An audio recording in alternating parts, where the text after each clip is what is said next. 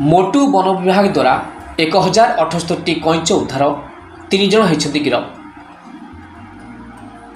निश्चित भाव Indian soft salad कईंच व्यवसाय संपर्क में भरोसायोग्य तथ्य मिलने पर मालकानगिरी जिला वन विभाग वनाधिकारी श्री साई किरण DN नेतृत्व में एक विशेष टीम गठन कराइला। यह टीम नेतृत्व ने मालकानगिरी जिलार सहायक वन संरक्षक मनसुन खेमुंडू। यह केस अभियान में नेतृत्व करते मोटू फरेस्टर मुरलीधर अनुगुलिया। मोटू सेक्शन समस्त वन कर्मचारी गत रात मालकानगिरी जिलार राज्य सीमा सीमांत अंचल कौशलपुर में जगिथिले।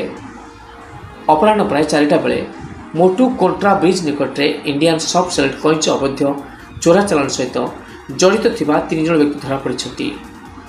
सेमानकठारु 1078 कईंच जबत कराइछि। सेथिरु 910टी कईंच जीवंत एवं 168 गोटी कईंच मृत अछि। तेबे यह अवैध चालान में व्यवहृत होता गोटे बोलेरो गाड़ी जार पंजीकृत नंबर OR 24A 9182 एवं 3 गोटी मोबाइल फोन मध्य जबत कराइछि।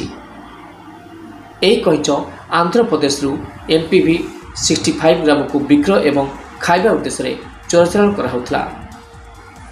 मुख्य आसामी श्री सुकुमार तरफदार ओरफ खोकन पिता धुरेन तरफदार ग्राम MPV 65 गिरफ होता बेले अन्य 2 जन ड्राइवर श्री जुगल किशोर दे पिता दृष्टि रंजन दे ग्राम थाना दर्नापाल जिला सुकुमा AJ 32 वर्ष एवं अन्य जने श्री विश्वनाथ मंडल पिता विनय मंडल ग्राम MPV 56 गिरफ होइछन्ति। अवैध वनजंतु व्यवसाय अन्य अभियुक्त को चिन्हित कर गिरफ करने तदंत कार्य चालू रही।